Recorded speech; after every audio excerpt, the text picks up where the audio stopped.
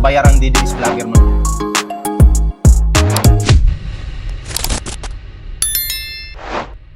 Bagong whistleblower at bagong pasabog laban kay VP Sara.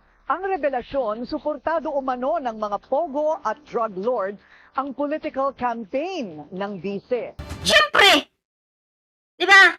Suportado talaga yun. Kasi ang mga ngayon ay naiipit po sa administrasyon ni Pangulong Bongbong Marcos. Ha? Naiipit po. Yung mga ngayon. Hindi po sila makabuelo. Dahil pag may nahulin Pangulo, sinusunog. Diba? Pero sa panahon ni Digong, pag may nahulin yung iba pinapakita sa publiko, pero halos 90% tinatago na. Diba? Kaya, susuportahan po naman itong makapal nating Vice President. Makapal yung muka. Susuportahan at susuportahan po yan. Bubuhos po ng pera yung na yan. Naniniwala po ako dyan kasi, di ba nga si Digong, protector ng mga words? Di ba? So dahil wala na po si Digong, nakulong na, sino po yung susuportahan nila? Walang iba kundi itong Sara na to. Di ba? Siya po ang susuportahan. Ganun lang po yan. O, tuloy natin. Narito ang exclusive agenda. Anyway, bago tayo magtuloy-tuloy, huwag kalimutan mag-like, share, subscribe mga pare para naman po maging updated kayo sa lahat ng mga uploads natin. Ayan.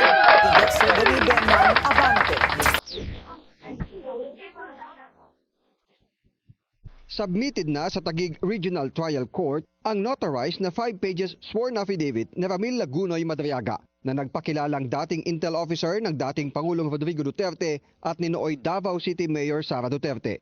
Sa affidavit, idinitalye kung kani-kanino napunta ang confidential fund ni VP Sara noong 2022. Oy, pinamig kaya. Kanino ba? Siya sa naging ground ng isinampang impeachment case noong nakaraang taon. Meron siyang kwento dito sa affidavit niya na yung pera inabot sa kanya doon sa area na sa Ultra Pasig sometime December 2022. Minsan nagatid din siya sa parking ng ombudsman. So, ito po yung bagman yung tinutukoy dito yung bagman. Tapos somewhere sa Laguna sa isang mayor. Pero hindi niya na-meet yung mayor, of course. No? Tapos sinatid niya rin sa isang comedy bar na kung saan pagmamayari or madalas nakatambay yung mga classmates sa College of Law ni VP Sara. Sana all, no, yung mga confidential funds na yan, dinadala lang sa mga comedy bar.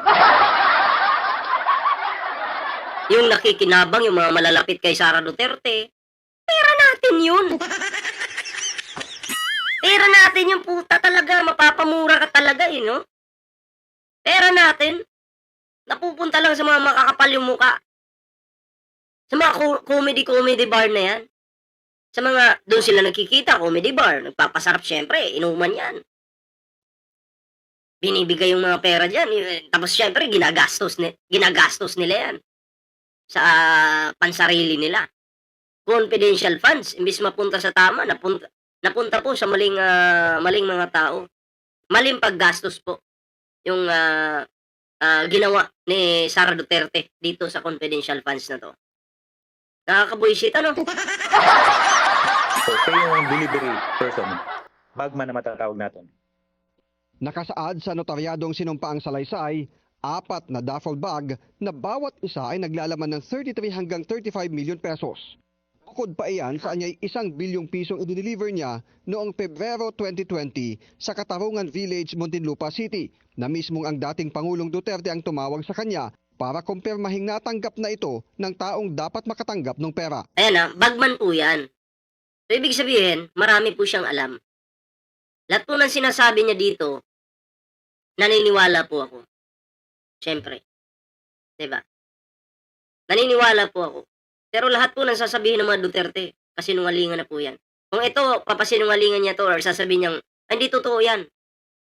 Kayo po ba'y maniniwala sa kanila?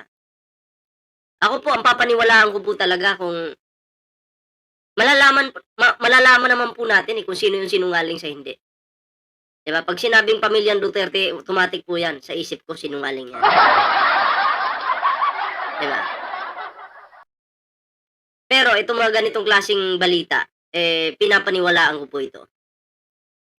Una raw siyang pinakilala sa mga Duterte noong 2016 campaign period at nang manalo ay itinalaga siya bilang counterintelligence agent sa National Security Council at tumutok sa Oplan Double Barrel.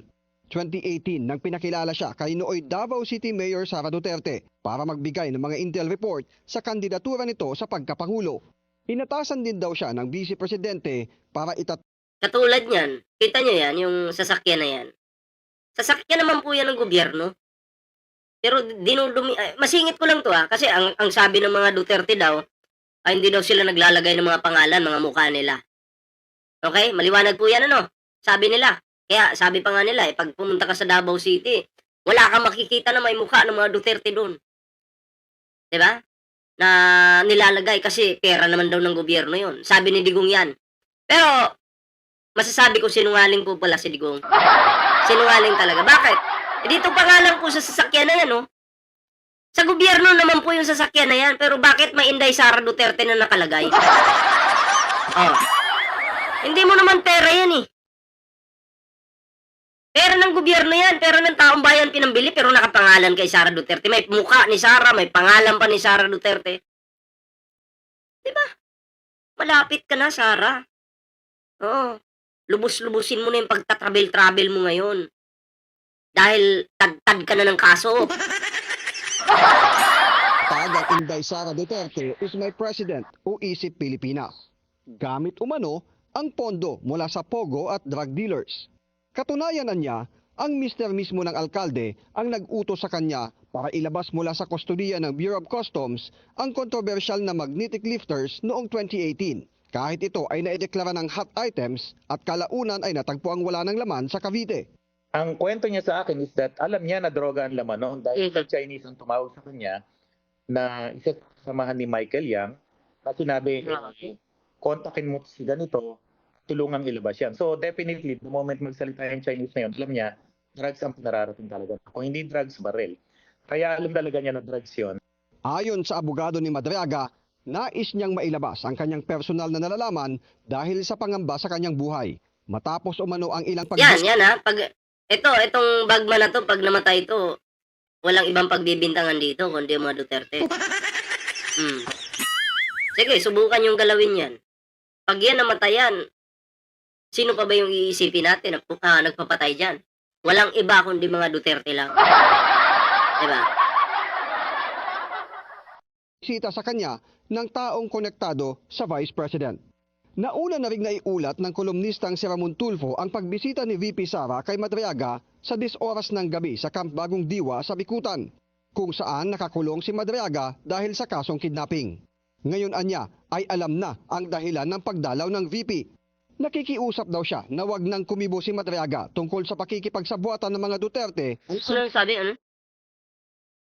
Ay alam na ang dahilan ng pagdalaw ng VP. Nakikiusap daw siya na wag So, parang ito yung parang ito yung nakwento ni Peebles noon. Na kaibigan ni Peebles yata to, tapos kaibigan din ni Sara Duterte, tapos ito yung dinadalaw ni Sara Duterte. 'Di ba? Dinadalaw ito ni Sara Duterte. Baka ito yun. Ito yung tinutukoy siguro ni Peebles, 'di ba? Tapos ngayon gustong alamin gustong alamin ni Sara Duterte kung sa nakatira yung pamilya nito at mga anak kasi tutulungan daw. Ewan ko, anong klaseng tulong? Baka sa pag-aaral daw, gano'n. Pero, ang sabi naman nung binisita, nung taong yon, baka ito yon, no? Alam niya kung bakit ginagawa ni Sara yon. Baka ipakidnap yung kanyang pamilya. Kaya, hindi siya nagbigay ng mga address o ng address ng kanyang pamilya. Baka ito yon, Ito yon.